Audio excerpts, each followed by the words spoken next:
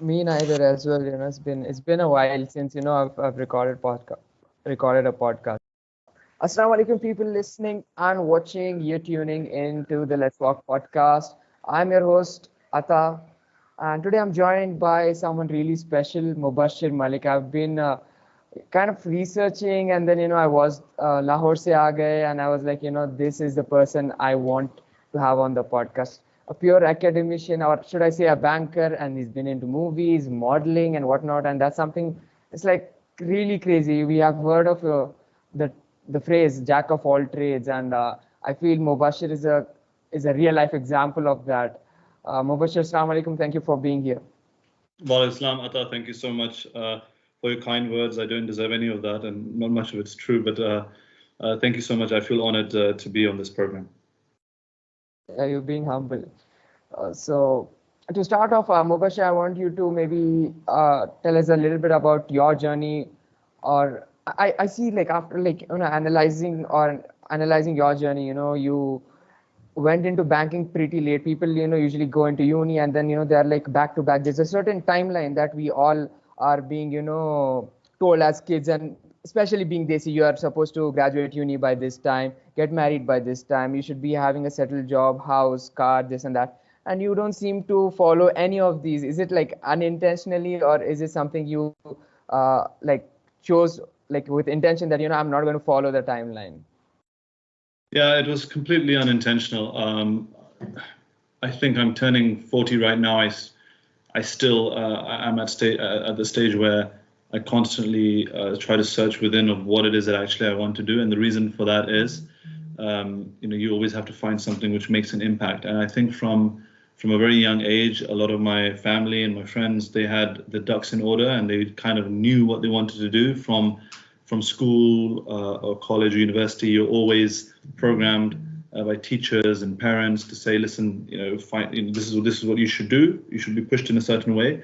So I was being pushed in a way which I wasn't interested in. So, for example, like my family, they wanted me to go into medicine, or they wanted me to go into banking and accountancy, or one of the professions which I wasn't really into. I was more into theatre and drama, and I was in the debating club and public speaking, and so that was my realm. And I found that even though I did went to university, I took up economics, but it's not something which I really enjoyed. So I don't think it's necessarily a bad thing. I think that each person has to find their own individual internal voice and what their calling actually is. So to answer your question, it was completely unintentional, and I just kind of just let life take me where it takes me.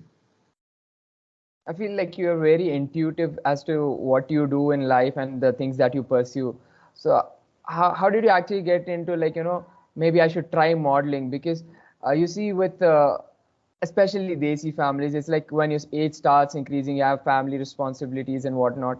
And our parents, they kind of, have this notion that, you need to be settled in a particular job so that, you can handle those responsibilities and whatnot.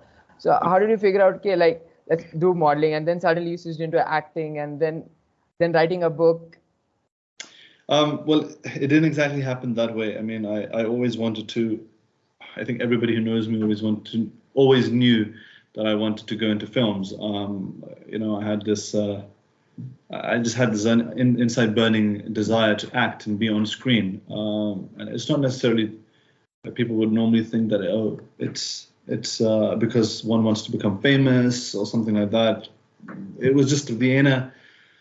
I think it was the inner creativeness, the inner artist in me who always just wanted to be projected and act, especially on the big screen, television, theatre. I did a lot of theatre when I was young, but my family, they supported me to the extent that they said you can do whatever you want, whatever you're doing, drama, television, whatever you want, but do it on the side until you get us the professional degree. So, become whatever you want, become an accountant, become a banker, get your degree, your undergraduate degree, and then you can do whatever you want. And I think that was sensible because, moving forward is you always have something to fall back on. And as parents, now that I've recently become a father as well, I also know that you always want the best for your children, and you want your children to have stability. You don't ever want them to struggle. Like if, say, for example, our parents struggled in the past, they'd never want their kids to struggle.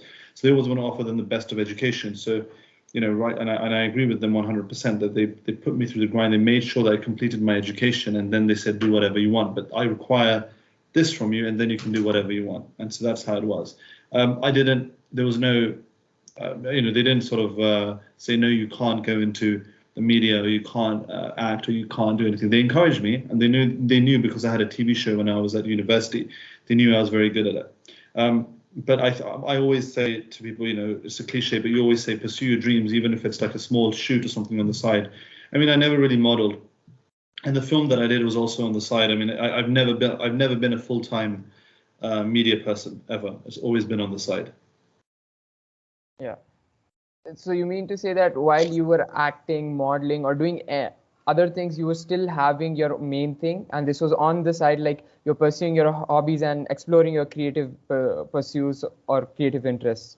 That's how you would like to put it? Yes, I mean, I've not done much acting. I only did a side guest appearance in that film, which you mentioned, and modeling. I can probably count on my fingers. It's always been a side thing. I've always had my main day job, or my career, as it were, again, which was very late in banking. And then I've always had this on the side. So when I was in university, I had a TV show, on a Pakistani TV channel, which had started off in London, and it became hugely successful. It was a sports TV program, and that's kind of how I created a little niche for myself. But it was always on the side. I was doing my university, then I did my accountancy, and then I joined an oil company, then I joined the bank. And throughout this journey, I've always had that little thing on the side. And now I'm not affiliated with any other channel, but like you are here, we are on YouTube. So the future's online, the future's on social media. So you don't need to join a TV channel. Now you've got your own channel, which is a YouTube channel or something like that. So it's always been something on the side. I've never treated it as a full-time career, unless you get a big break, of course. And if you get you get a massive break, and then you can kick the day job in. But I would never recommend that to anybody until they have something secure. That totally makes sense. On a side note, do people say that you look similar to John Abraham?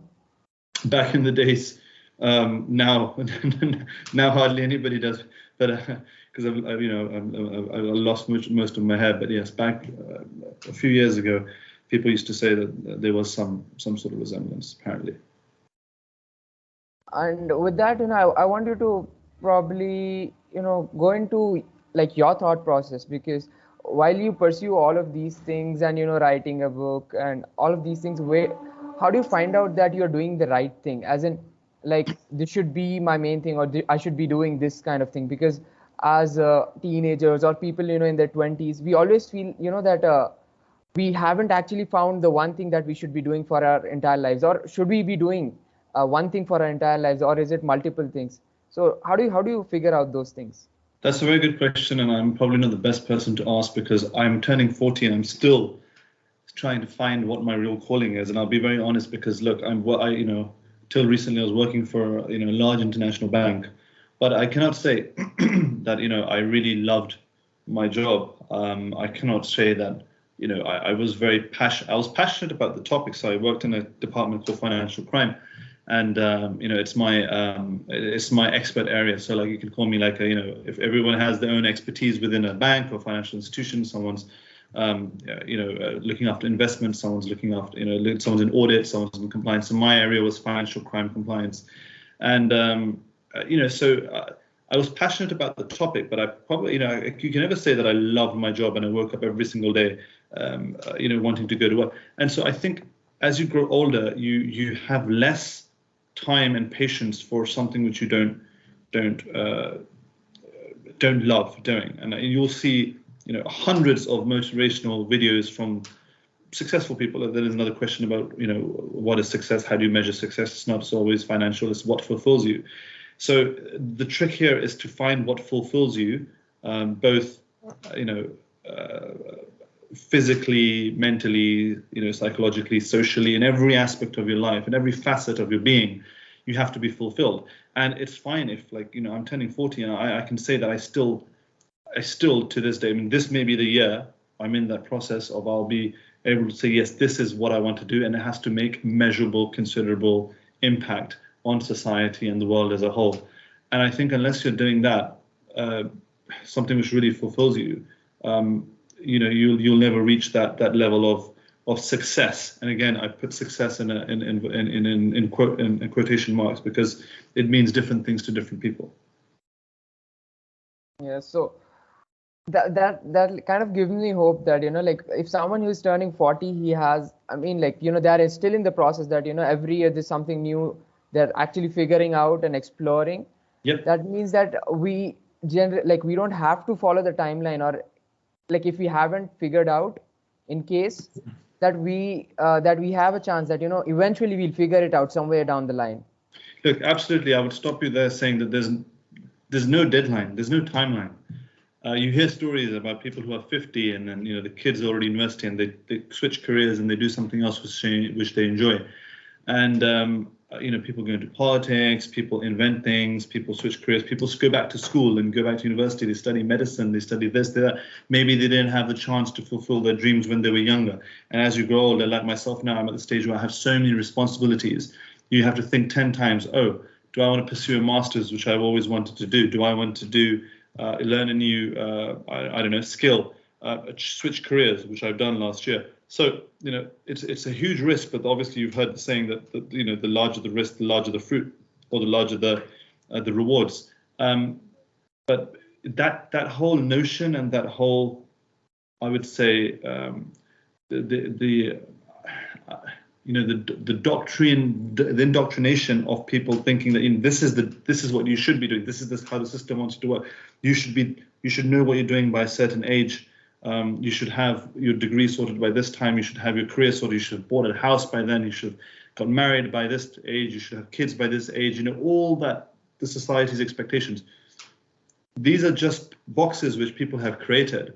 And, one needs to break down these boxes. And because society has so much expectations and they put pressure on young people like yourselves and everything, you think that, hey, my next door neighbor's kid, is already in medical school. He's already married. He's got kids. And, this other, person's daughter has, gone to France or the United States and, is studying in such and such university. Everybody is dealt with different cards when they're growing up. But the point is, if you go by what other people are doing, there's no way for you. You need to carve your own way. You need to carve out what your journey is. It's easier said than done. It's very difficult. It's still, as I said, I'm turning 40 and I'm still at the cusp of changing direction every single time I think, hey, this is not the way to go. So it's about breaking down society's expectations, moving away from, stop following the crowd, stop following what other people expect you to do, and decide what it is that you want to do. And if you still don't know at age 40, it doesn't matter. It absolutely doesn't matter. There will be a time where you'll find that calling and you continue. So there's no deadline, there's no timeline. This is just a myth. This is just what has been repeated over and over and over across generations. Yeah, I understand. It totally makes sense, I feel, it needs to be told by people who have actually done something. I feel like people like yourself and people who are actually older. And if I say the same thing, it will be like, kind of like you're still, barely even 20 and you're going to speak about, you're going to talk about life and that sort of thing. But with that, I want to move into your book, BCCI. I actually forgot the title. Come on. So, BCCI Double Standards. And that's a really, I would say, you just spoke the truth. And I feel like you might have, just rubbed elbows with people. And, somewhere, you might have felt that, this book might be controversial. Is that something you felt? Yeah, absolutely. I mean, there's so many people who told me not to write the book. And that kind of gave me the more impetus to write it and make sure that I complete it. And there's always people along the way who are going to discourage you to do things. And and recently they were like, hey, don't leave your secure bank job and don't do this. So it's always, people always want you to play safe, but I've always been somebody who never takes risks. I've been opposite. So you have to take that risk. And when the book was being written, and I showed them, people were like, don't write this, we'll get into trouble. don't write this, the CIA will come after you. Don't write this, somebody will, you'll get murdered or something ridiculous like that. Although it could have happened based on the topic that I was writing about, but so many things have happened that I thought this is nothing. There's so many bigger things. There's they've got bigger fish to fry. So I just kind of just ran with it and said I need to complete it. I need to write it, and I was very glad that I did. So how was the process of writing? Where you like, I know I'm going into a solitary mode where no distractions, and for 8 months I'm going to write this book down. 6 months. Like yes, I did. I was in transition, so I was working for an oil company called Saudi Aramco in 2000. I came back to the UK in 2012, 13. And in the transition between moving from Saudi Aramco to HSBC, there was a 6-month period which I had where I put my head down when I was moving from Saudi to London, and I put my head down and I set aside the time. I said, listen, I think I started in January and my deadline was like July or something. So, 6-7 months, I put my head down and I just thought, I'm going to treat this like a job. So I woke up in the morning every day and I sat down. I was just writing research. The research time actually took about 8 years. I kept on talking about it for 8 years. I'm going to write a book, and it never really happened. But I was in that information gathering stage. But the real crux of it in those 6 months, I wrote it and I finished it. So it was, yes, I had to. I'm not the type of person who can. I'm very easily distracted. Let's put it that way. So I needed to put that time aside. So how was your time in Saudi Aramco? Because I was born and brought up in Saudi, so I'm just curious about that. Really, whereabouts were you based?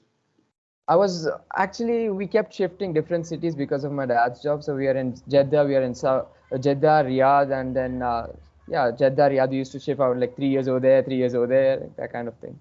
Yes, the same here. I was there for 5 years and I moved in 5 different cities. Was it 5? But anyway, the first year was in a place called Jubail.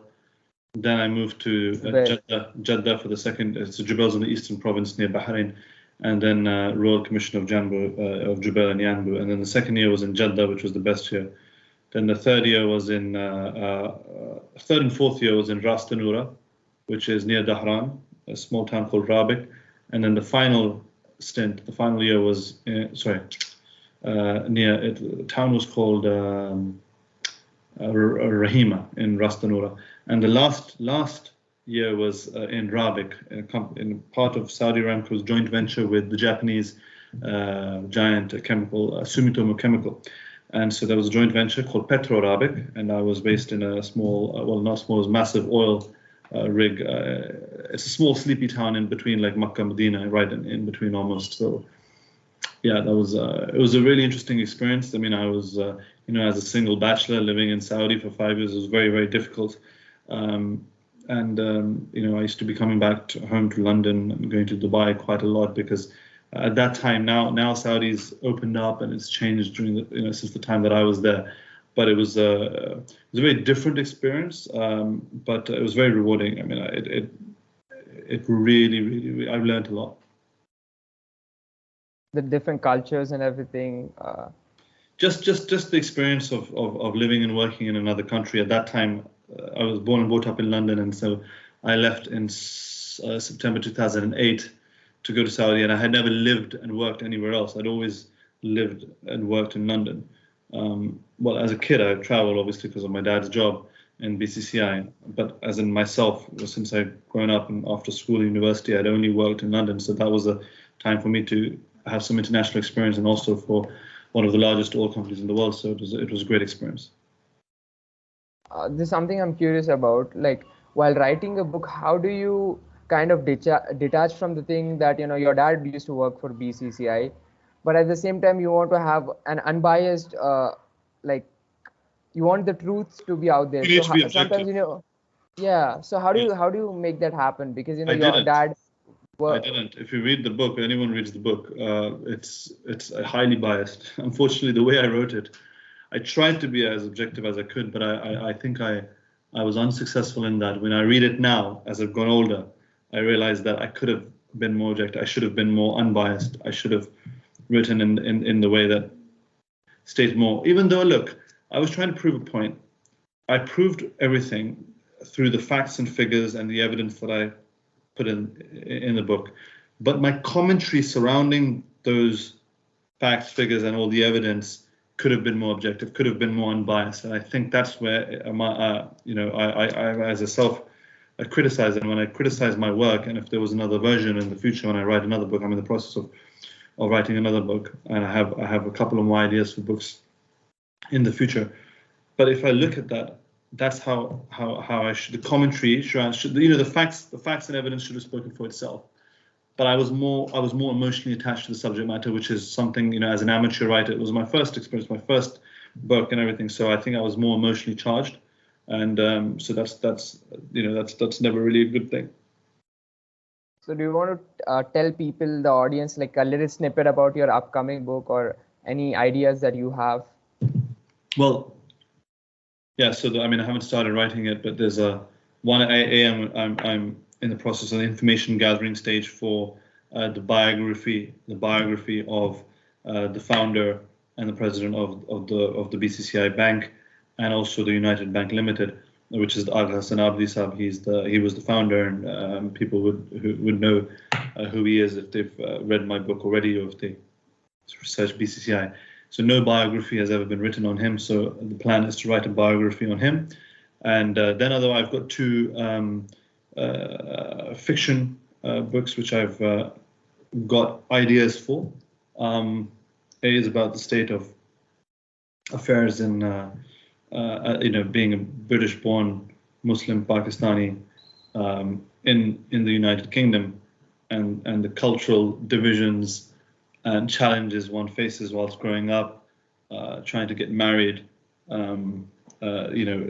working, etc., in this country, which I call home. But then, at the end of the day, you're not a white English born and bred person in the United Kingdom. So those challenges of being a British Muslim especially post 9/11, and the experiences that one has.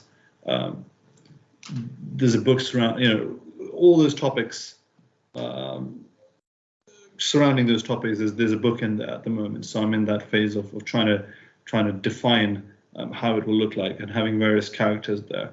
So that will be interesting. With the point where you mentioned, like being born in the UK, but essentially you have the Pakistani descent, right? Well, I'm a Pakistani. I've never lived in Pakistan, but my parents are both Pakistani. They moved here in the 70s. But yes,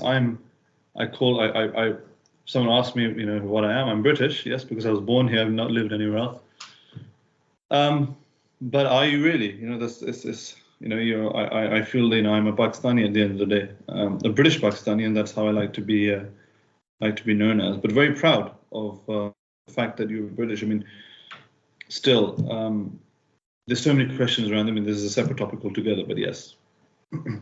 There's something like I also question myself, because being born and brought up in the Saudi for I don't know, like I recently shifted, I would say, like 4 or 5 years ago to India, like a properly shifting for the education and that sort of thing. So when you're in Saudi, people over there, they say you are Kharji, you are the outsider. You come back to India, people say Bahar ke, and that's where you feel like this sense of belonging. That's what all people are looking for. There's always an internal tussle and an exterior tussle as well. People will always go by your external looks. So no matter there's the question that I would get asked, like, where are you from? All the time you'd be like, I'm from North London. But they're like, where you're from? It's always a thing, and you've probably seen it online. A lot of people say this question in satire as well. But you'll never go and ask that question for someone who's white from the exterior. You'll just, they're from the UK. But for us, we'll always ask that question. But I'll just say, listen, I'm born in North London. I was born in West London. I live in North London, and I'm from London. But then if you probe where you're from, and then my parents are from Pakistan, and it's that type of thing. So I've always considered myself British. I can't say I'm English because I'm not English. My heritage is from Pakistan, but I'm very proud to be British, and this is my home, and I was born here, so this is my country. I'm very, very proud of that. And you mentioned Aga Khan, right? There's a lot of Aga trust in Hassan Abdi. Hyderabad. Aga Hassan Abdi. Aga Hassan Abdi. So that's different from Aga Khan, right? Yeah. Yeah, that is different, because I see there's like a University of Aga Khan. There's a lot of trust, a lot of He's a religious and spiritual leader. The Aga Khan is a spiritual and religious leader for the Ismaili Muslims. That's completely different. That's completely different. Yeah, I kind of got it mixed up. I think I need to do my research properly. no problem. So there's something I'm again curious about is like like you mentioned that you recently became a dad. So congratulations on that, mashallah. Thank you. And I wonder, how do you balance everything, like your life, and like you said, you can get distracted pretty easily, and you have a lot of interests and hobbies. So how do you like balance everything all the while, It's extremely tough. I won't say it's easy. I'm struggling at the same time as we speak, because we have my current job. It's a very long hours. Sometimes I come home very late, like past midnight and everything. And so, sometimes it's tough to spend time with the children and the baby and everything, but I'm trying to manage. So the whole point here is time management. You have to sacrifice certain things, and you have to then prioritize. And it's time management and prioritization. So, for example, let's just say for the last 8 to 9 months, I didn't get time to go to the gym or play squash, which is a passion of mine. If I was truly passionate, if I could say I was at least passionate about one thing, that's definitely squash. But I had to leave squash to focus on my work and my family. And if I'm to play squash, then that's an hour and a half out of my day gone, which I could be spending with my daughters and my wife and my mother. So it's you have to prioritize the things in your life, and then you have to sacrifice certain things. People who usually say, "Oh no, you can do everything." Yes, it is possible, but it becomes even more challenging. So someone like me, I try to do this. If I was waking up at 7 to go to work, I would wake up at 6, and then I would go to the gym at 6:30, and then I have that extra time. I never go to the gym in the morning, but I tried it for a few weeks, and I did it until my hours late night, coming home at 2 a.m., 1 a.m. in the morning. I then couldn't go to the gym at 6, but when I was coming home at a normal time, 8, 9 p.m., I could go to the gym at 6. So it's about time management. And the balance, that as part of the balance, you have to do something which you enjoy. So it's important to look after your physical health as well as your mental health and your professional and family life, and balance the two. So it depends on what role you're doing. It depends if you've got night shifts, depends on what career you're in, if you're a medic, if you're a business person, if you have to travel a lot, if you're a student. You have to have balance in your life. So you can't have work 24/7 and no family life or nothing to enjoy, So for me, my way that I was dealing with it in the past year was weekends are for family. And unfortunately, the weekdays, you focus on your work. And if you have to go to the gym, go early in the morning, wake up at 5, do whatever you want. You must have heard of the 5 a.m. club. Then, there's a book called the 5 a.m. club. It's very good. I recommend people to read it or listen to it. So you find the time, there's only a certain amount of hours in the day, right? So you have to time manage and prioritize and split your day into bits. So this, in the morning say you wake up an hour, 2 hours early in the morning and do the things that you enjoy. Right, so you wake up at 5, and from 5 till 7, you do the things that you enjoy, whether it's going to the gym, whether it's working on your book, whether it's learning a new language, whatever it is you want to do. I'm just thinking out loud. And then you do that in the morning, and then you start your day. You start your professional life, whether you're a student or whatever, and then evening you set time for the family. Your parents, your kids, your wife, if you're married. If you're not, then your siblings and your family, and that. Or go out and do something which you enjoy, exercise and things like that. So the balance is very important. I can't say I've been very successful in the balance. I'm still in that learning phase, because each as you grow older, the more responsibilities you get, your priorities will change. So before before I got married, before I had kids, it was like you could do anything you want. There was nothing to worry about. It doesn't matter if I go play squash for 4 hours. I used to do that. But then your priorities change, and your responsibilities then dictate the balance in life that you have. That's you put it very nicely, like when you're a student and if you're not married, and then if you're married, the responsibilities kind of changes, and then that's how we prioritize.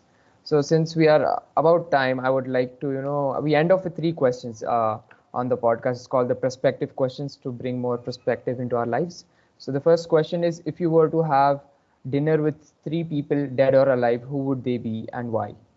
Number one, my father, who passed away in 2008, so that's the number one on my list. Number two, I would like to have dinner with my friend and the recent last former Prime Minister of Pakistan, Imran Khan,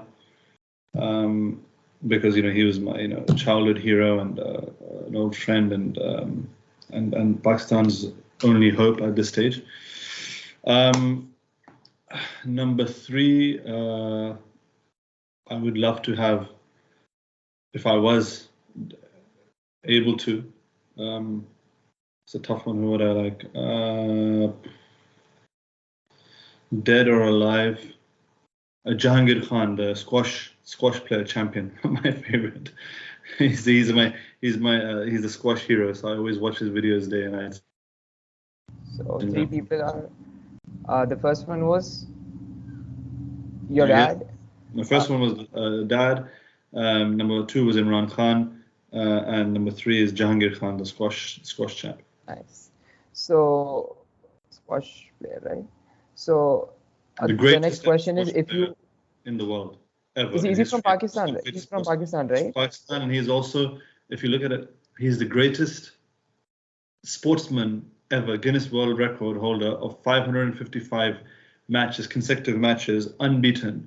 And in any sport, that's not possible. It's never done. Not in tennis. Not anyone. Not your Roger Federers or your,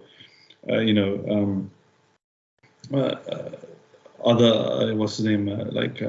In the golf world, Tiger.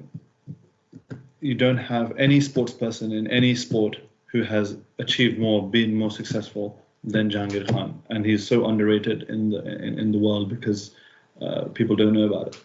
Tiger Woods, I was thinking of. Yeah. Why do you think he is underrated? Underrated in a sense that people don't know about it. I mean, squash is not such a popular sport. It still hasn't had Olympic status. They've had table tennis and not squash. It's ridiculous because it's not as televised in the world. It's not a sport which people play a lot as much as the other sports, but it is so playable, it is so enjoyable, it's so watchable as well. It just hasn't had the international acclaim or the international audience or the backing behind it for it to be as popular as tennis or football or golf or anything like that. It's just, that's why squash as a sport is underrated and undervalued. The next question is, if you were to have a notification that would pop up in people's phone first thing in the morning, what would it say?